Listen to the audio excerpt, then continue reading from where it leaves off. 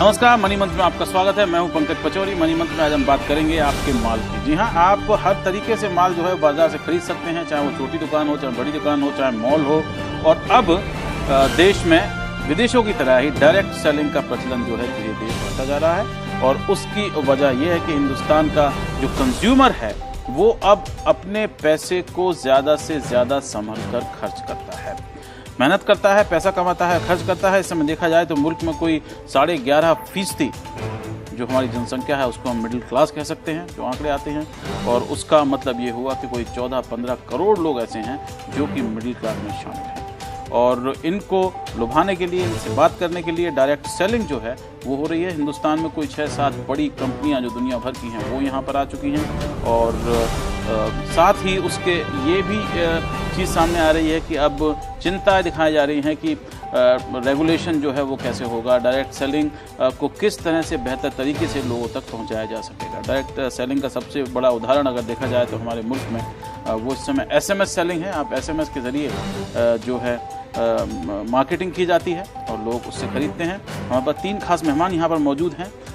दुनिया की बड़ी कंपनी एमवे के senior vice president Yogendra Singh हमारे साथ में हैं, बहुत बहुत धन्यवाद। और डायरेक्ट सेलिंग जो कंपनीज सारी जो हैं उनकी association IDSA, Indian direct selling association की सेक्रेटरी जनरल छवि हेमंत हमारे साथ में हैं।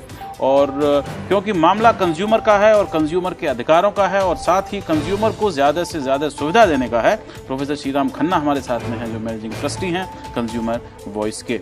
अगर हम इस समय उठा के देखें तो हिंदुस्तान जो कि इतना बड़ा देश है वहाँ पर डायरेक्ट सेलिंग जो है वो उतनी ज़्यादा नहीं होती है। इस समय हिंदुस्तान का जो कंज्यूमर मार्केट है दुनिया का कोई 11वां या 12वां सबसे बड़ा कंज्यूमर मार्केट कहलाता है। लेकिन अगर डायरेक्ट सेलिंग की हम बात करें तो हिंदुस्तान का नंबर जो है वो 25-26 के आसपास आता है। हम देख सकते हैं, आप जल्दी से देखिए 2003 से अगर हम ये दुनिया की जो डायरेक्ट सेलिंग है उसका उस पर नज़र डालें टोटल, तो आप समझ सकते हैं कि कितनी ज़्यादा इसमें तरक्की पिछले दिनों में जब से हुई है, जब से इंटरनेट और कम्युनिकेशन जो हैं वो बेहतर हो गए हैं।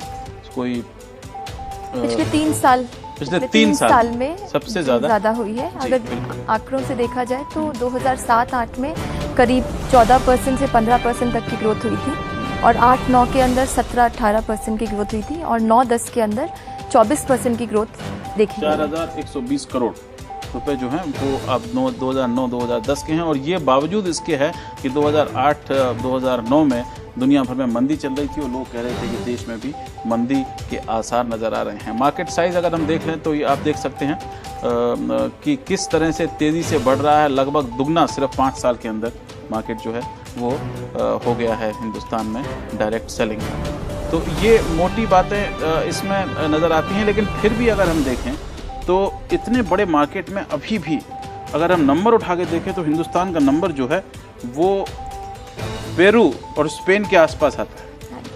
और हम जो हैं वो मलेशिया, कोलंबिया, छोटे छोटे देश हैं, थाईलैंड हुआ, इटली हुआ, इनसे अभी भी पिछड़े हुए हैं। क्यों, ऐसा क्यों है कि अभी भी $1 बिलियन जो है वो हम डायरेक्ट सेलिंग में इतने बड़े मुल्क में नहीं पा पाए?